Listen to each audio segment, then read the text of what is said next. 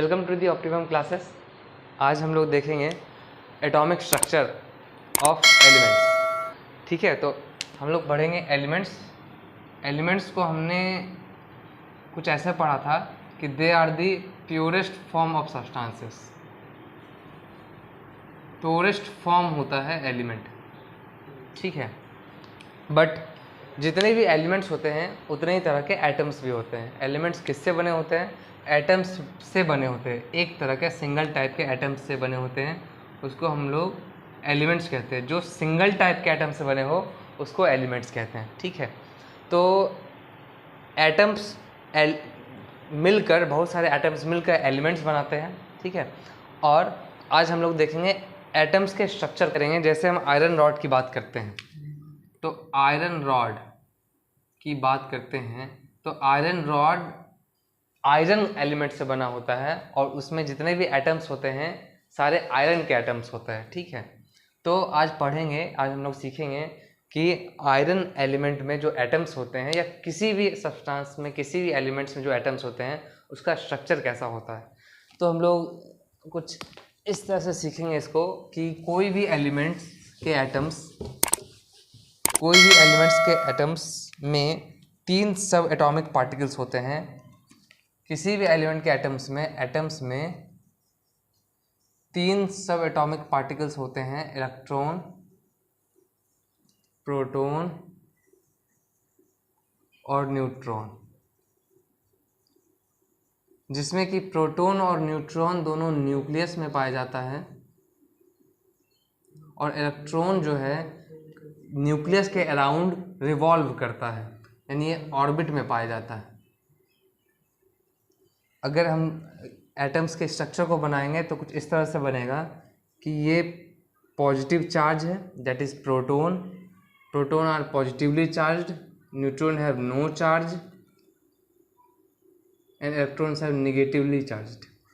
तो ऐसा सिंबल बताया प्रोटॉन का, इसमें भी न्यूट्रॉन्स भरे हुए होते हैं, प्रोटॉन और न्यूट्रॉन साथ में होते हैं और इलेक्ट्रॉन्स इस तरह के ऑर्बिट्स में रिवॉल्व करते रहते हैं।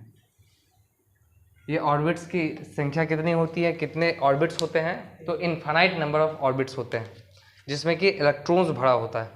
ये इस पॉइंट को, इस सेंटर वाले पॉइंट को हम लोग न्यूक्लियस कहते हैं, जिसमें प्रोटॉन प्लस न्यूट्रॉन रहता है और प्रोटॉन प्लस न्यूट्रॉन के अराउंड इलेक्ट्रॉन्स रिवॉल्व करते रहते हैं, इस न्यूक्लियस का चक्कर लगाते हुए रहते हैं, ठीक है। हाँ, सारा ऑर्बिट्स में इलेक्ट्रॉन्स भरे होते हैं। ऑर्बिट की संख्या कितनी होती है? तो unlimited, infinite number of orbits होते हैं। बट सारे इन ऑर्बिट्स में नहीं, 2, 3, 4, 5 मैक्सिमम ऑर्बिट्स में जो है इलेक्ट्रॉन्स भरे हुए होते हैं, जितना अभी तक नोन एलिमेंट्स है, ठीक है। और इनफाइनाइट ऑर्बिट्स, लेकिन इनफाइनाइट होता है क्योंकि ऑर्बिट्स आर इमेजिनरी।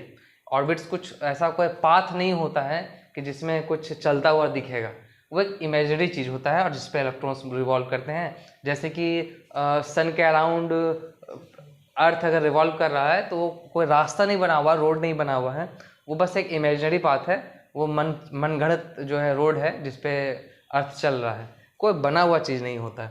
तो ये इमेजिनरी होते हैं और इसी में इलेक्ट्रॉन्स रिवॉल्व कर रहे होते हैं, ठीक है।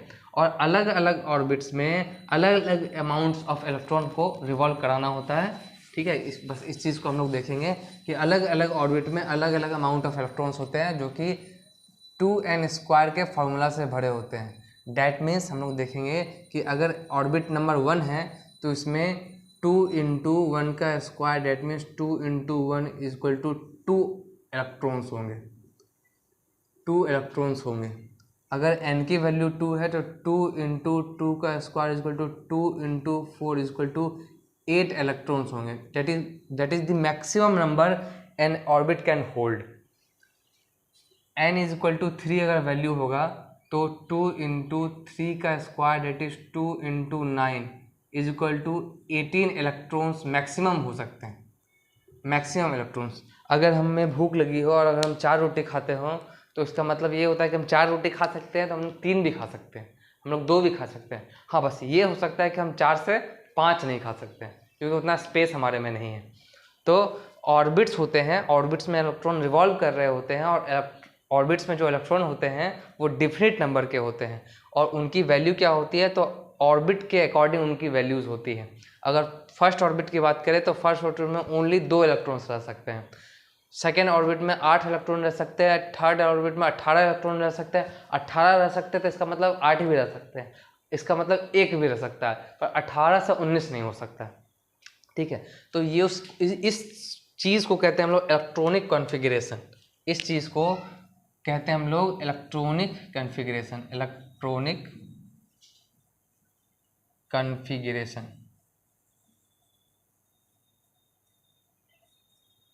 ठीक है, अब अलग अलग, जैसे अगर हम एक एग्जांपल लें हाइड्रोजन का, ठीक है, तो हमारा फर्स्ट एलिमेंट हाइड्रोजन होगा। अगर हम हाइड्रोजन की बात करें तो हमारा फर्स्ट एलिमेंट है, ऑल इन ऑल 118 एलिमेंट्स होते हैं, जिसमें कि फर्स्ट अगर हाइड्रोजन की बात करें तो हाइड्रोजन में इसका एटॉमिक नंबर 1 होता है। डैट मीन्स इसमें 1 इलेक्ट्रॉन होता है और 1 प्रोटॉन होता है। एक इलेक्ट्रॉन की बात करें तो इसके सेंटर में प्रोटॉन होगा, उसमें न्यूट्रॉन नहीं होता है। इसमें प्रोटॉन की संख्या 1 होती है, न्यूट्रॉन की संख्या नहीं होती है, और इलेक्ट्रॉन की संख्या भी 1 होती है। तो इसके प्रोटॉन, इसके सेंटर में, इसके न्यूक्लियस में 1 प्रोटॉन होगा और 1 इलेक्ट्रॉन जो है इसके ऑर्बिट में रिवॉल्व कर रहा होगा। क्योंकि इसके ऑर्बिट में मैक्सिमम 2 रिवॉल्व कर सकते हैं, तो इसका मतलब 1 भी कर सकता है। और चूंकि इसका एटॉमिक नंबर 1 है तो इसका इलेक्ट्रॉन की संख्या 1 होती है फर्स्ट ऑर्बिट में। अगर हम हीलियम की बात करें तो हीलियम का एटॉमिक नंबर 2 होता है। 2 होने का मतलब है कि इसमें प्रोटॉन 2 है, न्यूट्रॉन 2 होता है। सिर्फ हाइड्रोजन ही एक ऐसा आइटम है जिसमें न्यूट्रॉन नहीं होता है, अदरवाइज बाकी सारे एलिमेंट्स में न्यूट्रॉन होता है। इसमें न्यूट्रॉन 2 होता है और इलेक्ट्रॉन भी 2 होता है। तो हाइड्रोजन, हीलियम जो है उसका इलेक्ट्रॉनिक कॉन्फ़िगरेशन कैसा बनेगा, तो इसको ऐसा बनाएंगे हम लोग कि इसका ये है पहला ऑर्बिट, और पहला ऑर्बिट में कितने इलेक्ट्रॉन्स है, 2 इलेक्ट्रॉन्स है। उसी के बेसिस पे अगर हम कोई और एलिमेंट बनाना चाहें तो इस तरह का होगा कि जैसे अगर हम सोडियम की बात करें, Na की बात करें सोडियम, तो सोडियम का एटॉमिक नंबर होता है 11, और इसका इलेक्ट्रॉनिक कॉन्फ़िगरेशन कुछ इस तरह से बनेगा कि पहला ऑर्बिट में 1 इलेक्ट्रॉन होगा और दूसरा होगा, और फिर सेकेंड ऑर्बिट होगा, और सेकेंड ऑर्बिट में मैक्सिमम 8 इलेक्ट्रॉन हो सकते हैं। तो first, second, third, fourth, fifth, sixth, seventh, 8 electron हो गया। और फिर थर्ड ऑर्बिट होगा, और थर्ड ऑर्बिट में सिर्फ 1 इलेक्ट्रॉन होंगे, ओनली 1 इलेक्ट्रॉन, ओनली 1 इलेक्ट्रॉन। ठीक है, ये इलेक्ट्रॉनिक कॉन्फ़िगरेशन ऑफ किसका हो गया, सोडियम का हो गया। ठीक है, और ये बात ध्यान रखेंगे, जो सबसे लास्ट में इलेक्ट्रॉन आता है उसको वैलेंस इलेक्ट्रॉन कहते हैं। क्या कहते हैं, वैलेंस इलेक्ट्रॉन कहते हैं। ठीक है, और एक और शब्द है, एक और वर्ड है वैलेंसी। वैलेंसी क्या होती है, ध्यान से सुनेंगे, कि जब कोई एटम इलेक्ट्रॉन या तो लूज़ करता है या तो डोनेट करता है। हमने एक टॉपिक पढ़ा है केमिकल इक्वेशन, अगला हम लोग टॉपिक पढ़ेंगे केमिकल रिएक्शन। केमिकल रिएक्शन क्या होता है, एक जस्ट बस शेयरिंग ऑफ इलेक्ट्रॉन्स है। केमिकल रिएक्शन में क्या होता है कि कोई एटम इलेक्ट्रॉन को लूज़ करता है और कोई एटम इलेक्ट्रॉन को गेन करता है। तो इलेक्ट्रॉन के गेन करने और लूज़ करने को ही हम लोग केमिकल रिएक्शन कहते हैं। तो जो एटम जितना इलेक्ट्रॉन दे सकता है उसका उस दे सकने की ताकत को हम लोग इलेक्ट्रॉन की वैलेंसी कहते हैं। हाँ, और जो सबसे लास्ट में बचता है, जितना बचा लास्ट में, इसमें 1 बचा तो उसका वैलेंस इलेक्ट्रॉन कितना है, 1 है। ठीक।